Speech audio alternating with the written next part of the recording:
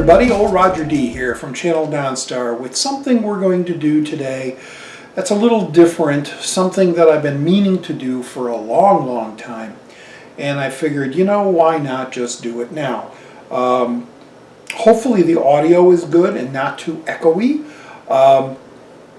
We are going to do a commentary, making of discussion talk, of a movie I made in college in 1979 called Invasion of the People Canners, which is a parody on the 1978, I believe, Philip Kaufman film Invasion of the Body Snatchers, the remake, starring Donald Sutherland and Brooke Adams, if I'm not mistaken, Jeff Goldblum and Veronica Cartwright. Matthew! Anyway, yeah, I've been wanting to do this for a long time, and years and years ago, well, back in the early 2000s, I don't want to get into the whole thing, but back in the early 2000s, I kind of went through and I had this transferred to digital, and the frame rate was off. The gentleman who edited, well, the kid, we were kids back then, 78, 79. The guy who edited it, without explaining how things, I might edit this part to make it seem okay, but you had an A print and you had a B print, okay, when you did editing. And basically every time the camera cut to another shot, the A print would show the shot, and then there would be a cut and there'd be black, and then the B print would be black up until that shot came in, and then there would be the B shot, and these were basically photographed simultaneously, basically switching from one to the other. I have no idea why they did that back then. This is from Columbia College. This is how they trained us to do it, back when we had to splice the film and glue the film together and all that fun stuff. Well, the gentleman, he's a gentleman now, Bill Goodmanson, when he was editing the thing together, he was one frame off. And so every time there was a cut in the movie, there was a blank, one frame of black. And it really perturbed me. So after I got the thing transferred, I decided, I'm going to go by and take all those frames out. Well, then that just threw off the audio. So I had to recut the audio between those shots to try to make it normal. And it took a long time. It really did take a long time. Plus the film didn't have any opening credits. Well, it never did. It pretty much just started with a narration on a black screen. And I had edited in a star field, which you will see. And then at the very end there were no end credits. And so I had added end credits as best as I remembered, everybody that was working on the film. This was a student project for Tech 2 filmmaking. My teacher was Michael Radigerger, or Radigerger. We called him Ratburger.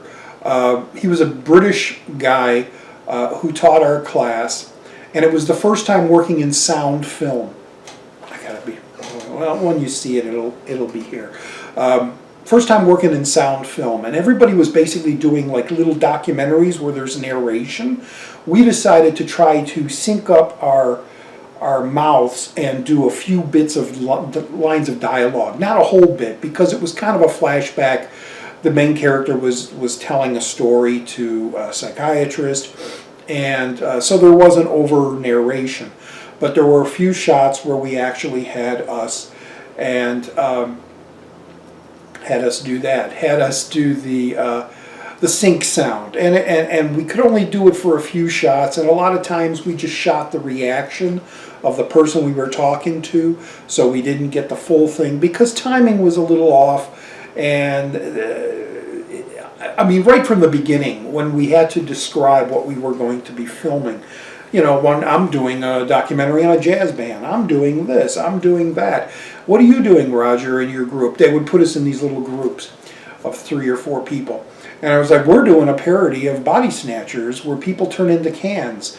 And the first thing the guy, he kind of like turned his head and he's like, well, why cans? Why not like watermelons? Or why don't you keep it at least in the same theme, have it as a plant that grows? And we're like, no, that's not weird enough. We were weird. We were weird back then. We are weird now. And so, anyway, so we decided, we made this movie, and it became very well known in Columbia College at that time. It became the film to show students how not to make a movie, basically, because it was really deadpan. It was like, don't try doing sync sound, just do, you know, a project. And then we had that editing problem with the black frames, but me, Bill, and Rich, basically the trio of us, we were ahead of our time, and we wanted to do something different, do something we were going to watch years and years later, which we still do. Although, gosh, I haven't talked to either one of those guys in years and years and years. It has to have been over 40 years now that I've even spoken to them. Rich has gone on, gotten married, and last I heard he was dealing with insurance. Bill, on the other hand, is a great model maker, a great kaiju fan. I believe he lives in Japan. He runs a website called Bill's Kitchen. If you look up Bill's Kitchen, he basically shows off all his kaiju figures that he creates handmade.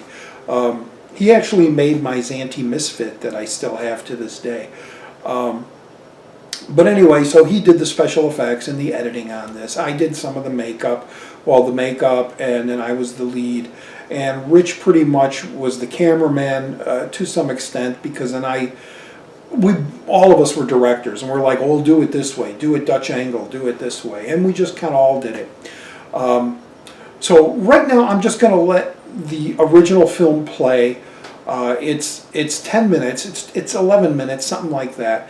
I'm just going to let you guys watch it without any type of interruption, and then once it's over, I'm going to actually show it, probably right around here, and talk through it and give you viewers some insight on how we made the thing, my commentary, my feelings on the thing right now, and yeah, we'll see how it goes. Oh, and then I also have some, I actually had about 3 minutes of behind-the-scenes footage that I shot with my color Super 8 camera back then, silent camera. So there's a couple little snippets I'll be putting in there. But anyway, so let's get on with the show. Here, for those who haven't seen it yet, I don't know why you haven't if you watch my stuff, because it's been on my channel for a long time, and I always seem to throw it up there and try to promote it and let people show it at least once a year. And it's grown a small fan base. And then I'll get into why we were almost blackballed out of the school for doing things we did to promote this little movie when we made it back in the 1979.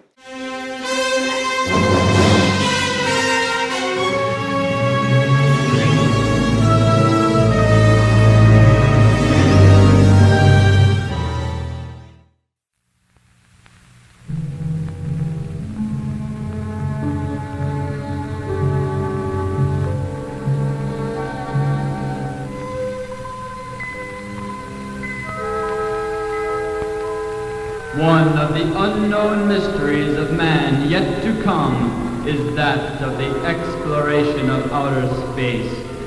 The idea of beings from another planet is mystical in itself. This is one such story of one man's desperate attempt to save the world from beings of another galaxy.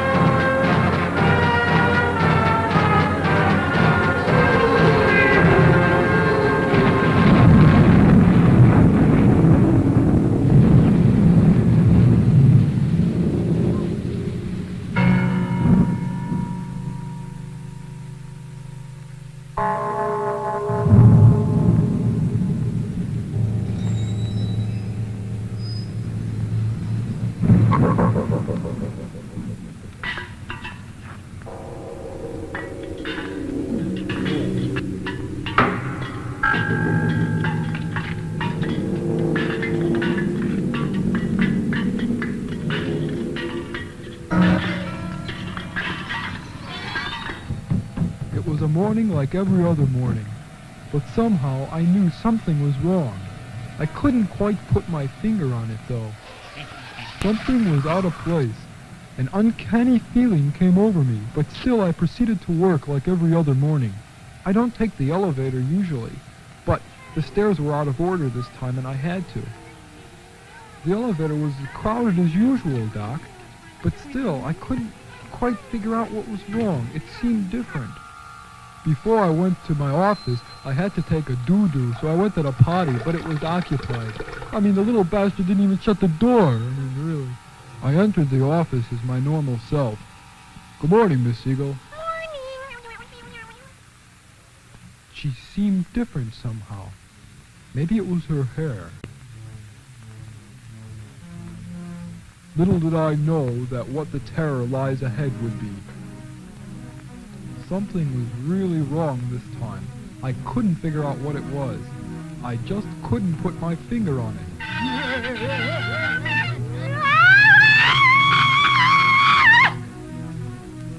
It was Elizabeth. She said something was wrong. Matthew, something is wrong. Then we hugged. I noticed something different with Daddy when he rolled down the stairs this morning. Oh, Matthew, what's happening? I don't know, Liz. Something is definitely wrong. I called my two friends, Agassiz and Topeka, to come down to my apartment, Doc. They both agreed that something is wrong.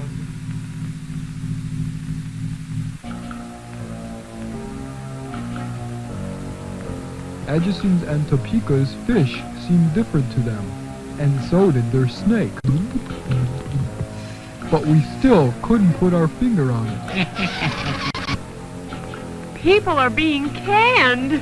Doc, while we were trying to figure out what was wrong, I poked my head out the window, and lo and behold, the most gruesome sight! People were being turned into cans!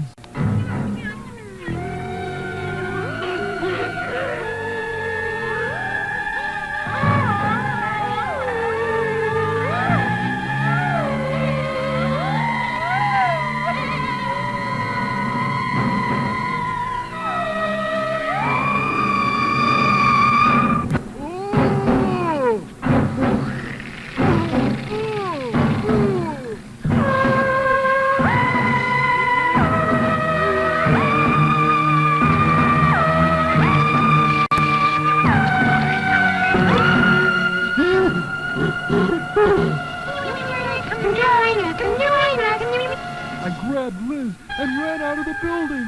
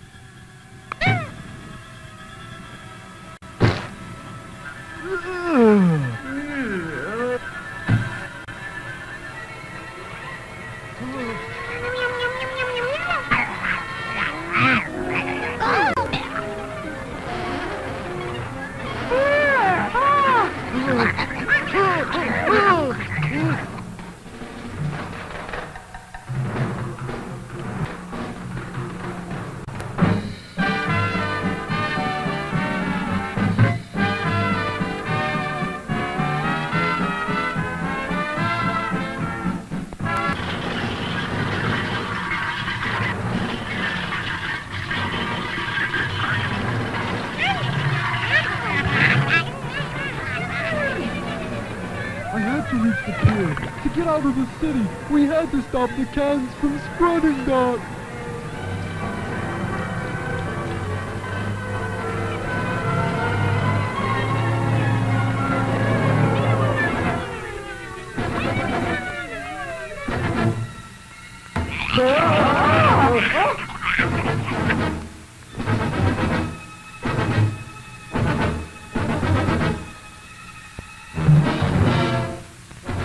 Finally had reached the pier.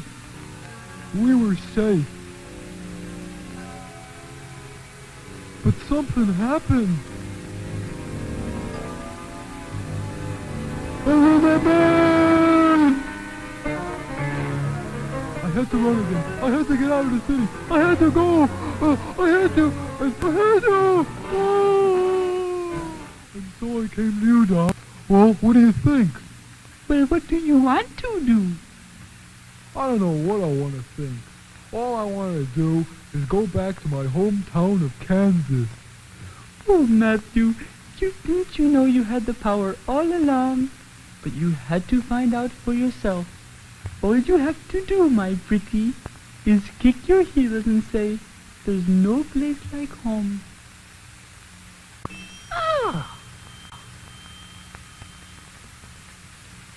There's no place there's no like place home. like home. There's no place There's like no home. place like home. There's There's no no place like home. Oh, there's no place like home. There's just no place like home. Oh, there's no place like home. There's no place. Oh, no, there's no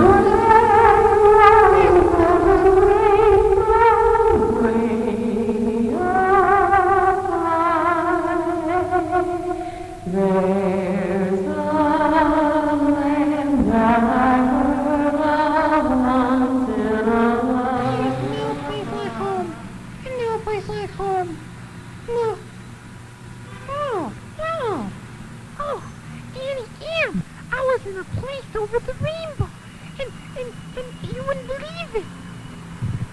And you were there. And you were there. Very good. And you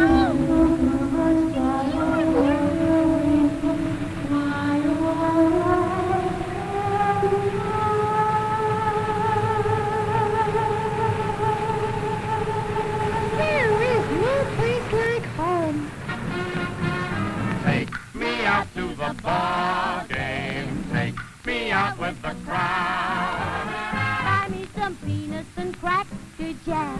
I don't care if we never get back. Let me root for the home team. If they don't win, it's a shame.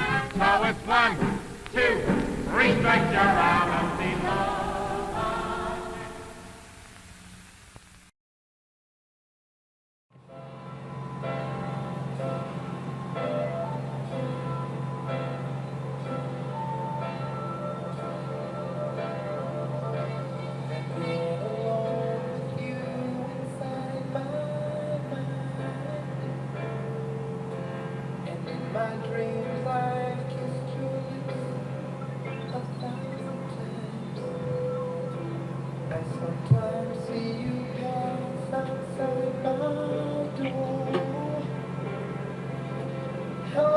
Hello. Are you lonely? I am as well. I want to be your friend and so much more. You know, you really should call me. Are you tired of men who all they think about doing is going to the gym? Pumping iron? I got a different idea of sweat, baby. Give me a call. 555 SLOB. I want to tell you so much. Hello? I love you.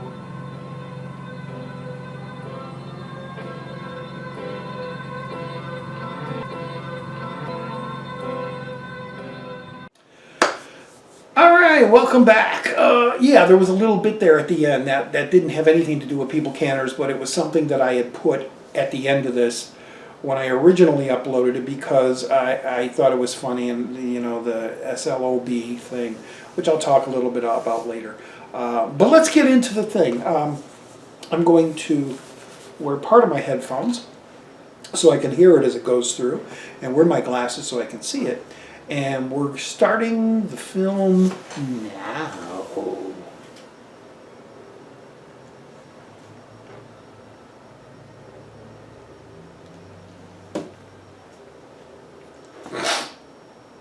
Okay, opening credits, Starfield. Yeah, I added all this in after I got the film converted to digital, and had it on DVD for many years before I even uploaded it. That's Rich Lamberti doing the narration that we had written. I actually wrote the thing in like 5 minutes. We were in a sound booth, and I was like, we need some interesting narration. So I came up with this ridiculous one of the unknown mysteries of man paragraph. And then this is actually, it was all black screen up until this 2001 monolith shot, which turns out to be a Pepsi can. And then there are the cans up on their planet saying they're mad as hell and we're not going to take anymore, which was a network reference, of course, Peter Finch.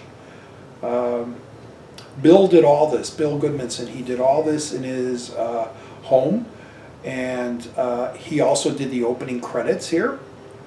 Perobian. I made a lot of movies back when I was younger, and I had a group of friends. So PE was Perry, RO was Roger, BI was Bill, and was the A, and then Noreen. And those are the group of kids that I hung out with that when I actually started writing. So I kind of did a whole, what is it, an anagram, Perobian films. And then Bill, being a kaiju fan, put in the kaiju thing. What is this? Battle in Outer Space, I think. It's a Akiro Ikfubi. Oh gosh, I'm saying the wrong name. Akiro Ikfubi. I think that's the composer's name. Very famous composer. Did lots of kaiju music, Godzilla music, things like that. Battle in the Stars, something like that. Again, Bill did all this stuff, these special effects with the cans floating through space, coming to Earth. Effects, Bill Goodmanson, sound, Bruce. Harpo and Company wigs. We used her wigs. That was another girl that was in our class, and she said, I have wigs. And then we put Man Who Wiped Moose's Nose, which is a Python reference from Holy Grail.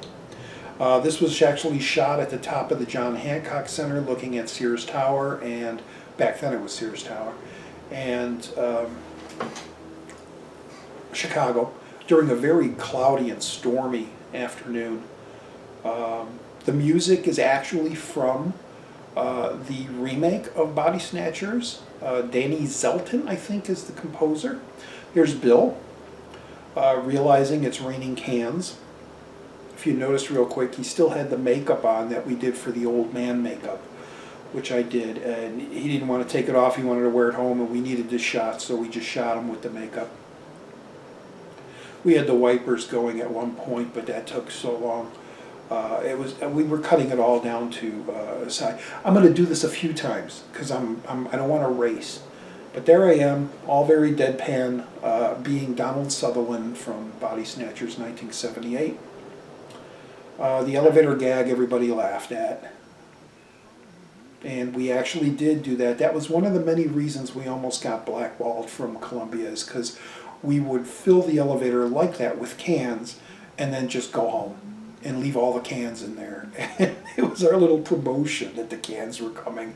And then we would hear, when we were doing the sound, editing the sound, the sound guy said, he saw this movie and he saw that scene, that shot, and he's like, you guys aren't the ones that did the cans and leaving them, because there's people looking who's doing that and they want to throw you out of school. If you looked real close at the very bottom of the screen there was a pen kind of sliding across, and that was going to be our pseudo-secret sequel where people were going to be turning into pens. We were nuts. Again, here's our attempt at syncing the sound. And we hugged. Mel Brooks, kind of a joke. That's Bill rolling a can down the stairs. This was shot in one of the actual executives of Columbia College. Oh, Frankenfeet is home, if you could hear him. Cool shadows, cool lighting. Wanted to be very outer limits here, and super close-ups. There's Harpo Inc. on the right there wearing her wig. That was Pat Langley. This was her apartment that we shot at. Bill, for some reason, was wearing a samurai outfit and a prisoner #2 button. That's the one shot I'm a little upset with the canned fish in the water. I didn't flip it, and the words are backwards, if you notice. Me poking my head out the window was actually just cut up milk carton, and I threw it out as my head came out, and it just looked like glass. And there's a cool Dutch angle of the cans coming up to start sucking in the people. And I was always trying to figure out how are we going to make it look like people are turning into cans, and old reverse photography. You pull the arm into the thing, and then we had balloons in the clothes, and we let the air out of the balloons, which made the balloons collapse. And then we stuffed the clothes in the coffee cans, and we had thread, and or fish line, and we pulled the clothes out and shot it in reverse. That's what all this is basically. Come join us, Dick Van Dyke reference.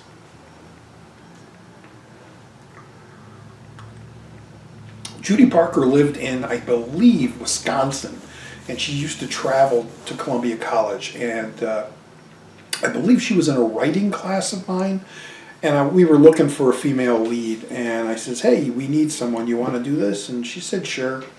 But it was real tough for her to come out all that distance and be in the film. This again was all reverse photography. It was all pre-planned out, and it worked beautifully.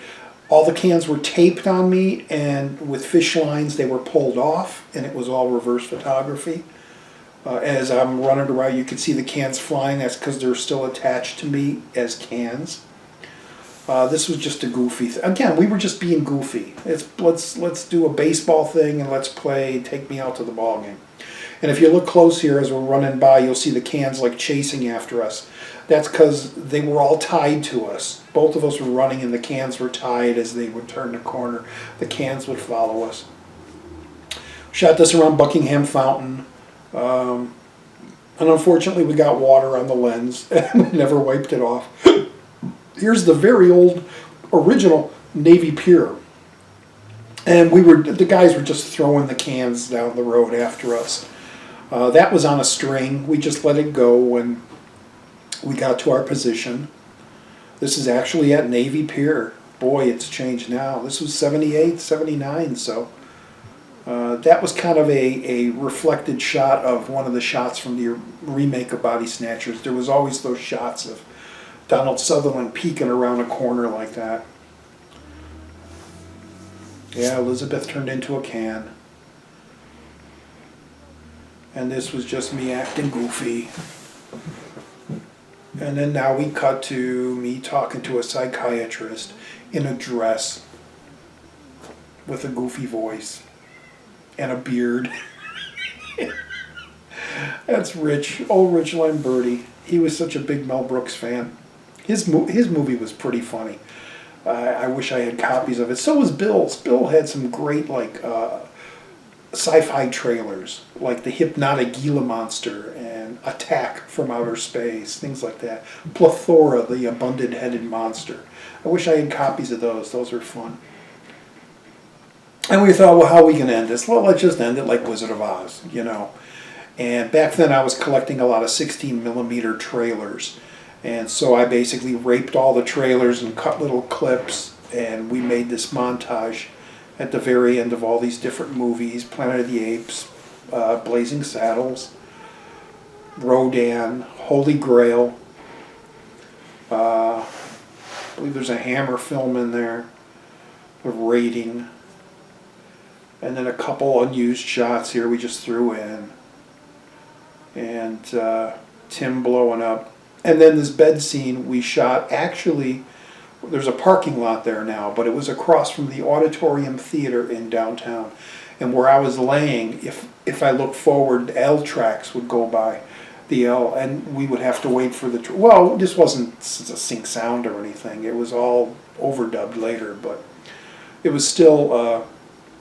And then I took all my costumes. I had a bunch of goofy costumes and monster masks and animal puppet, and I was like, just let's throw everything in there. Everybody, they took turns putting something on. And, you know, it's you were there, you were there, you were there, you were there. And then these end credits are the end credits that I added when I wanted to actually finalize this and post it up on my channel back years and years ago. Denny Zeitlin. Yeah. He takes her out at the... And we ended it like... I wanted the ending to echo out and fade out like the ending of A Clockwork Orange. That was our theory. The way the end of Singing in the Rain would start echoing and get real weird and then just fade out. This is the old 800 SLOB. This is my buddy Vince Veloff. Was good friends with him. Haven't seen him in years and years. He's in Hollywood now. He's been in movies. He's directing. He's writing. He's in a band. He's one of the funniest guys I've ever met. He was actually in the film Rat Race, the one with Whoopi Goldberg, John Cleese, Rowan Atkinson, Seth Green. He was Seth Green's brother. He was the guy with the pierced tongue that couldn't talk. That's who you're looking at right here. Vince Veloff, great guy. Hope he's doing well. Haven't talked to him in years and years.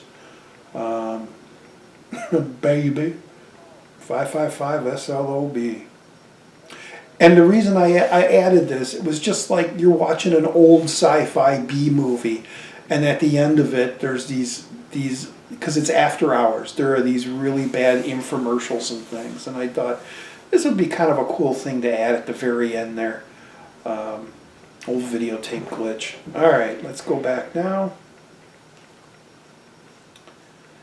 And give me a break. Give me a break. Give me a break. Hold on. Here we go. Okay. Pause it there. Let me get a drink and we're going to continue again. Let's see if there's things that I did not mention that I will mention. Yeah, let's start it. All right. A lost film treasure unearthed from the bowels of Roger's basement. I had a website years and years ago, which I just couldn't afford to have anymore, called Roger's Basement. That's where I all started on the internet. Started in '98, and I had it for many, many, many years. Probably up until last year I took it down. And I had all my writings, all my films up there, all kind of fun stuff. And this was up there, this was showcased, which is why I put that title, Unearthed from the Bowels of Roger's Basement. This is one such tale of story of one man's desperate attempt to save the world from beings of another galaxy.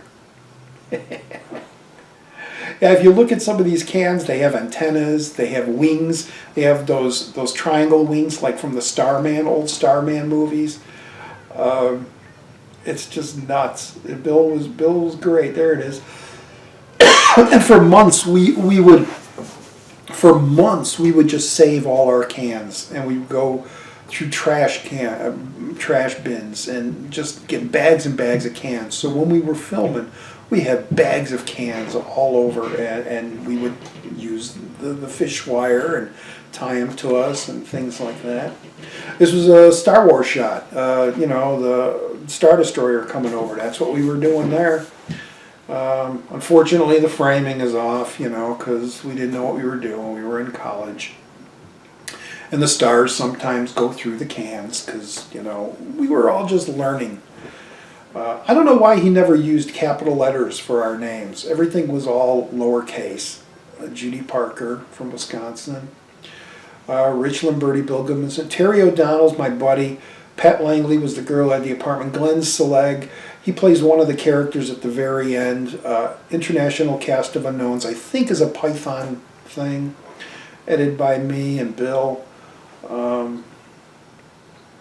Camera. And Hunt's Tomato Sauce, 50/50, directed by me and Rich. Da, da, da, da, da. I love this theme. Akira Akira Ikfubi. Did I say it right the first time, or am I saying it right now? I have no idea. Shot of the Earth poster, basically. Yeah, this was shown to kids and said, don't make movies like this. Use your imagination. That's what they said to other students in Columbia. This was in their archives for a long time, and teachers would show this to kids in classes. It's amazing how different now Columbia film class is, because everything is on computer now. The editing is so simple. This was actually shot outside of the art museum, the Modern Museum of Art. I can't think of what the full name of it was called. They show films there. There's a Gene Siskel theater there. That's Rich in the car. This is me walking down where I'm on Wacker and around the lake. And we just put cans all over the street and have me walking by. The Old Man. Let me talk about The Old Man. It was some goofy little pun we had where I couldn't put my finger on it. Was going to be the saying I was going to keep saying. And we actually were going to try to do a shot of a can rolling and a hand trying to put a finger on it.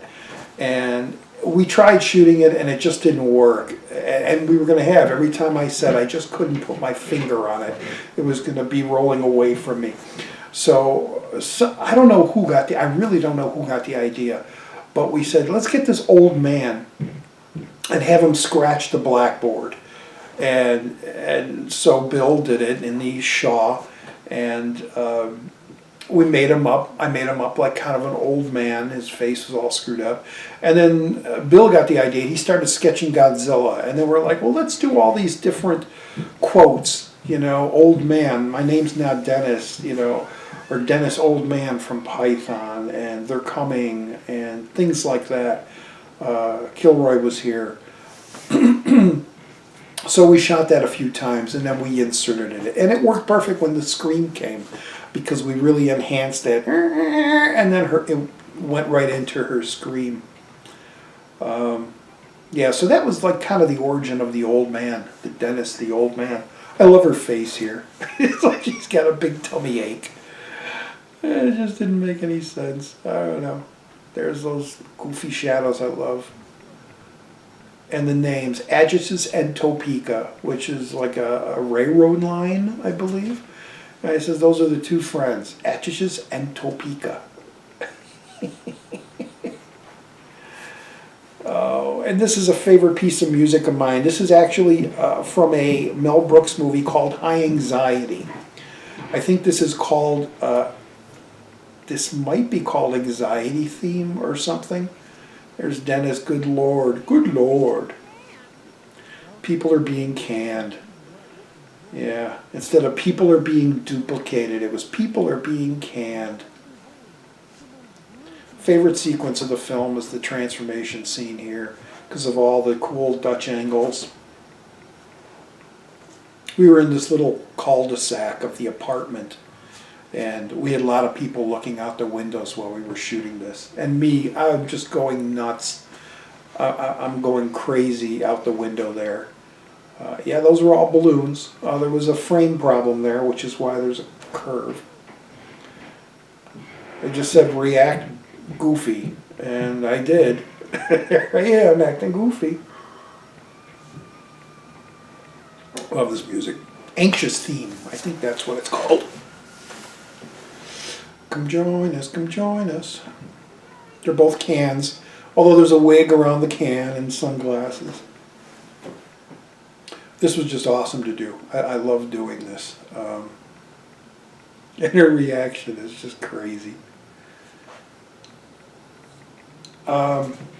We actually had like ravioli and macaroni, beef macaroni cans, and we smashed them with the can with the shovel, and those were like, it was like the guts. It was supposed to be the guts that came out of the can, especially there where I throw it at the wall, hits the wall, and then you see like guts falling. It was like macaroni and stuff. It was like the guts of the can. And Judy Parker Elizabeth getting all sick. This is actually from the Andrews Sisters singing "Take Me Out to the Ball Game," an old song from the 40s, I think. And we had sound effects. We just took the microphone, and we just took like 6 or 7 cans. We just kept moving them around on the ground, and to get that sound of the cans rolling, we threw it in there. Just a lot of fake running. We were standing in position, pretending we were running. Yeah. Great shot here with the can jumping out. People are like, how did it do that? It looked like it was running on the thing. How did it do it? Just had a string. Just let the string go and then pulled it back. It was very simple. Oh, and my accent. I was trying to do Donald Sutherland, who talks like this quite a bit. And unfortunately, when we were mixing the film, we had, I think we had 8 different sound tracks that had to be mixed. A music track, a presence track, a sound effect track, a dialogue track, a narration track. And the sound guy, again, the same one who pointed out, you guys are putting cans in the elevators. He says that I've never seen any student project come in with this many soundtracks that you had to mix. The problem was with all those tracks and not being in stereo or crispness, it was just a student project. It wasn't supposed to be preserved or anything. It just became so muffled, and whenever I'm talking as Matthew, I'm the Donald Sutherland, it just made it even sound even more muffled. Yeah,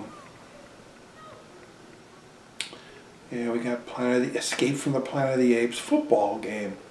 Football game.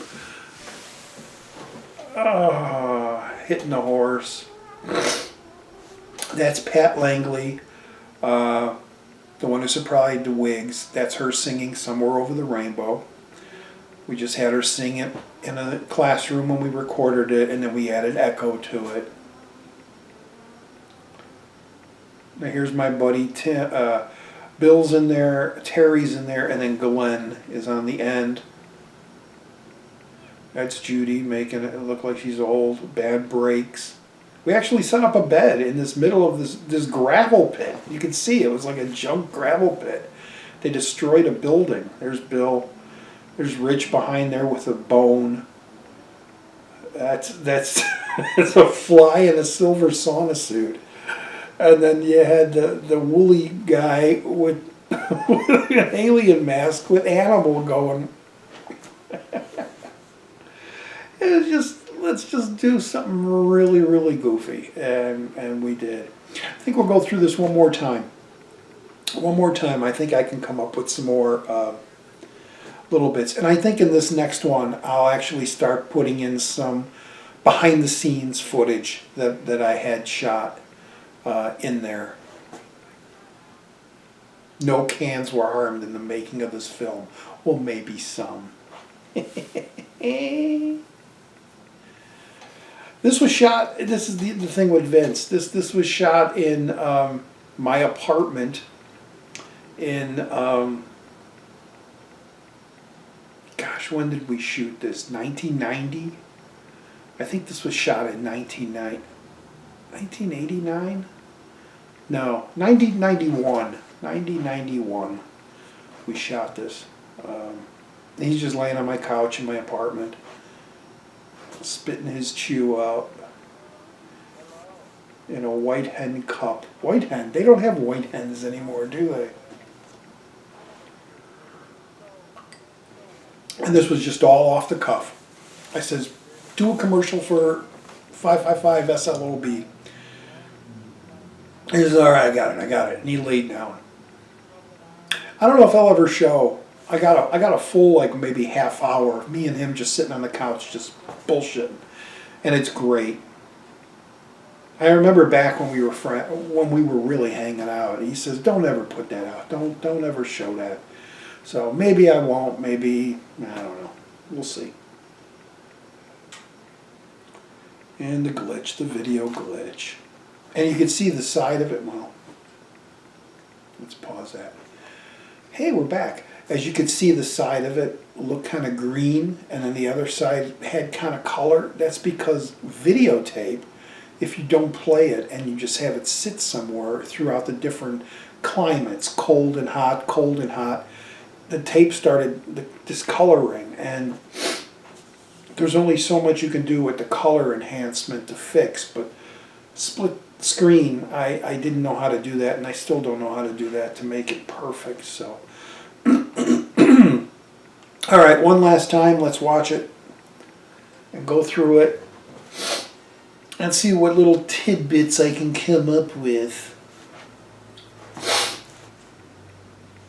Let's see, that's 10, 20, 30. It'd be about a half hour, maybe a little over a half hour this video might be. This shot with the starfield is actually from Star Trek V, I believe.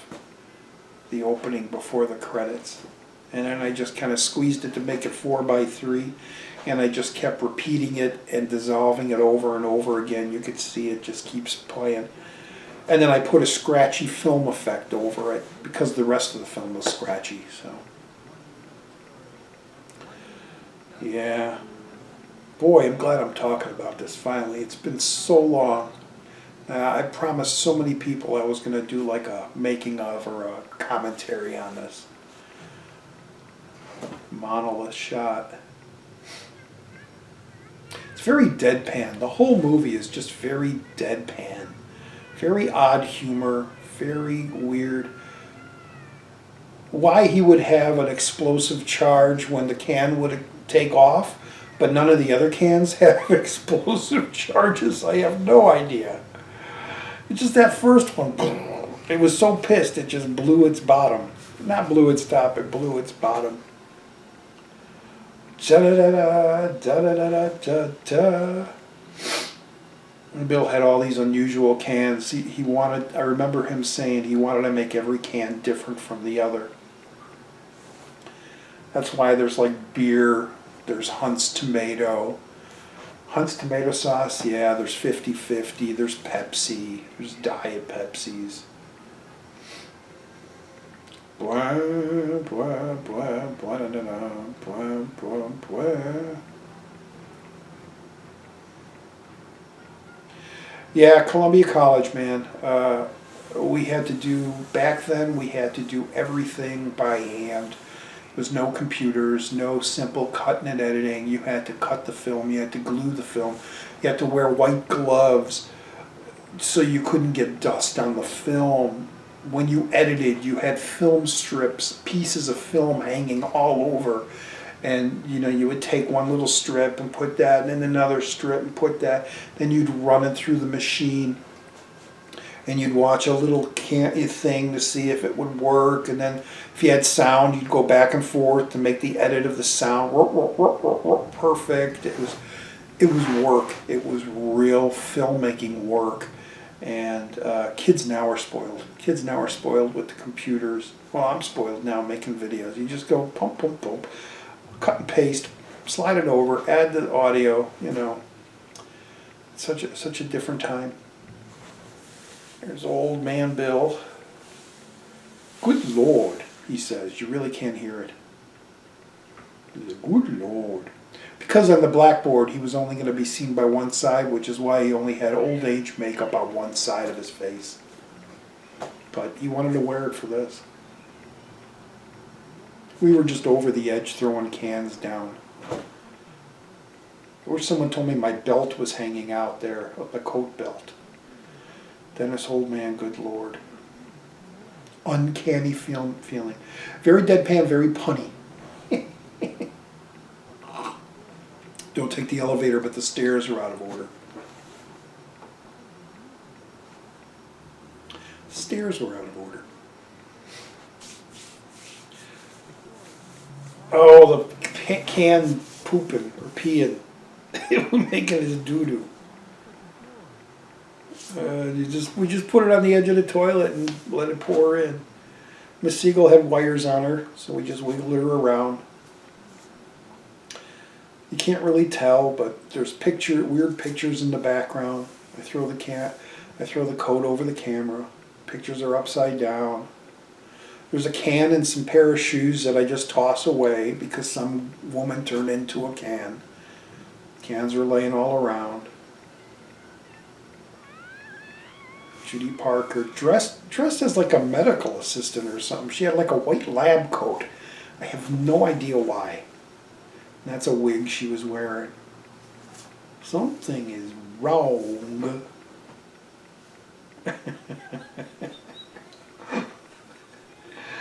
Oh, hugging. I don't know, Liz. Something's definitely wrong.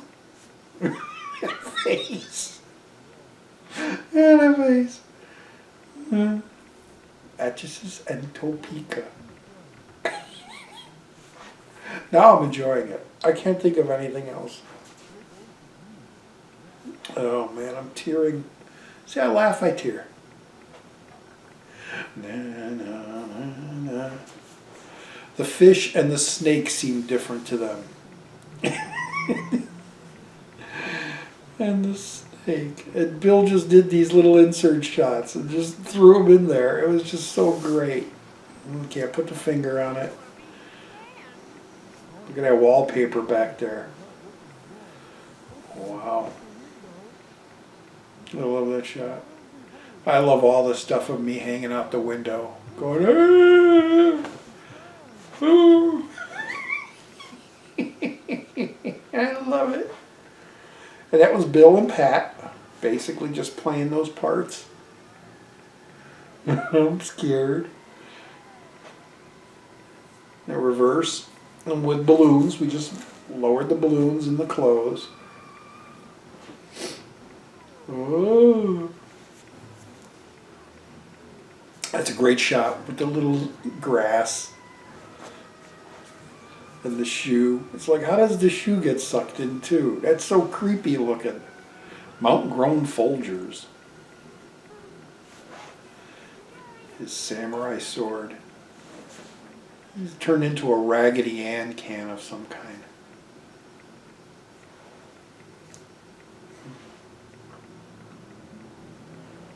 A lot of reverse photography. Remember, our teacher says, you know, you should, when you shoot a film, you should try to like frame.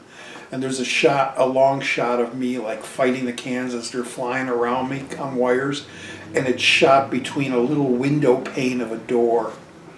It's coming up. They all jump on me. And there's the shot. It's like long shot, just this guy all out in the middle of nowhere and cans are jumping on him. Teacher liked it. The teacher says, oh, you got the framing in there, that's nice.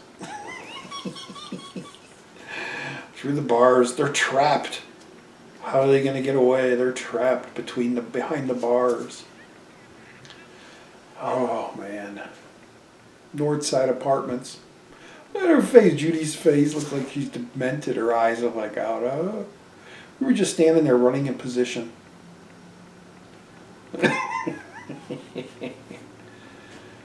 Throwing the cans down the road at us. Oh, and the me, that was all of us too. We all knew at certain parts of the movie there were going to be or something like that. And all of us just was like,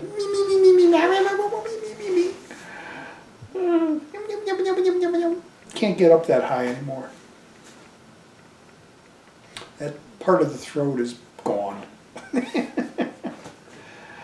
I guess Elizabeth turned into, what did she turn into? A Dr. Pepper, I think? I don't know what this lonely camper in the middle of a parking lot, empty parking lot, a lonely camper's there. It was like a Sunday morning we shot that. This is the same office I did. We shot in when I go, good morning, Miss Siegel. Miss Siegel from the movie, you know, shot down Siegel's wife. Oh, look at that goofy face. Look at that afro. Couldn't stop laughing at him in that goofy dress. Ding. That was actually the elevator bell. When the elevator would show up and go ding. Wearing those goofy hush puppy shoes. Why he's got a sword? Why?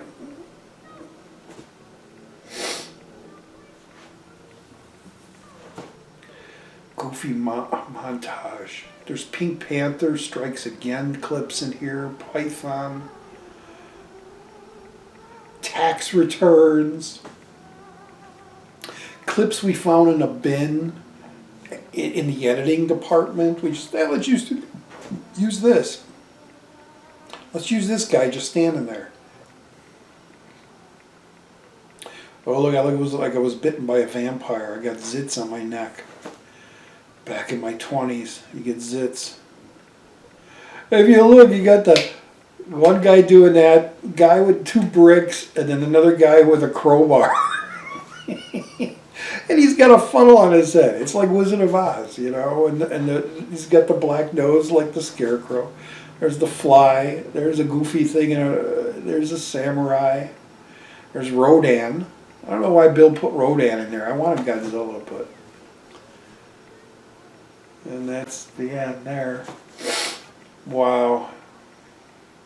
Afro grinning guy, bearded geek, bone walker, alien in boxers, animal as himself. Fun watching this. Anxious theme, yep. Akira Ikfubi, yep. Beautiful Chicago, Illinois. Snake and fish effects. Alright. Well, I'm going to cut it right there. We don't have to see Vince anymore. So, there you go. Let's look at those home movies. Those behind-the-scenes shots.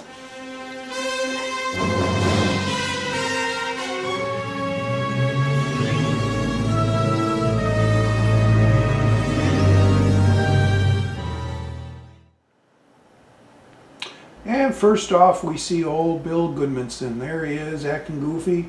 And now we are heading towards the car on Lakeshore Drive, which Rich's car was parked. He's got the old tripod there.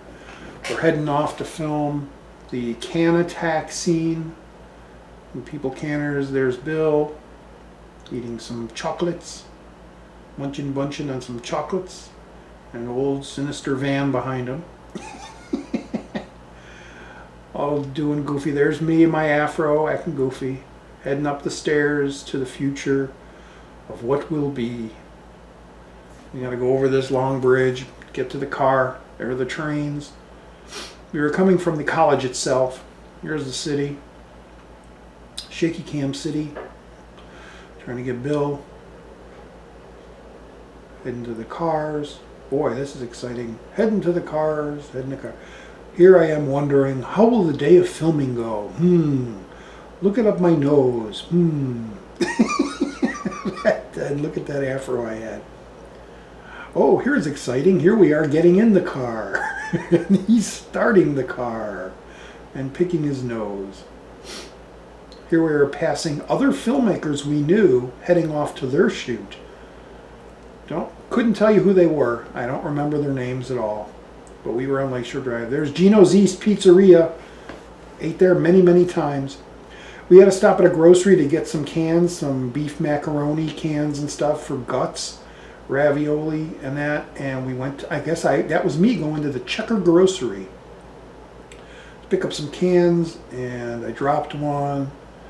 And I'm happy. Look, it's beef macaroni. Here we are in the cul-de-sac of Pat Langley's home apartment, where we do the can attack scene. We're just setting up. There's Rich going to the car for something. Here he is shooting me. Rare. Here we go. Rare footage of me actually being shot from the movie we just watched in color. That's what I looked like in color back then. Yeah. Doing a few takes there. That's the old Bolex, I believe it was called. Real noisy camera. 16 millimeter black and white film. He's directing me. Act scared. And we did this reverse. This is the can that jumps on my forehead. Basically, I'm fighting it, and then I throw it away, and then in reverse it'll look like it's coming to me. Here Bill is digging a grave for the can guts, because after we, for some reason, after he wanted to bury all the guts, Here we're trying to get a shot of the thing hitting the can, but we kept missing. There's like the blood shooting out. It's just all ravioli or beef macaroni. There, another shot Bill did of me, just waiting around there, waiting for the shot to be set up. Rich. Oh my, I believe that's it. Alright guys, so that's it. There's my commentary on Invasion of the People Canners, the little movie that we made in college in 1978-79.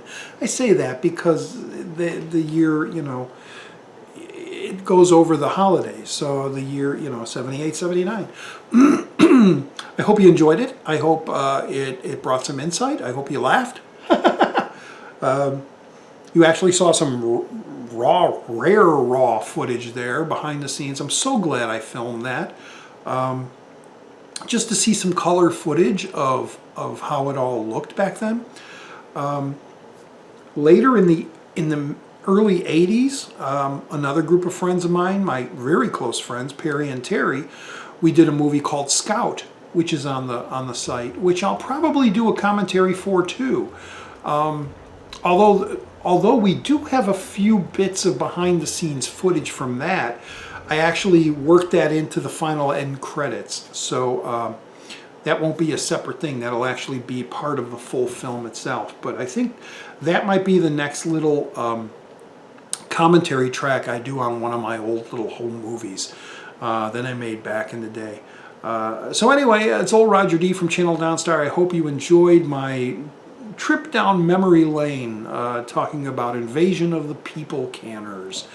And we'll see you in the next video, whatever that'll be. All right? Bye-bye.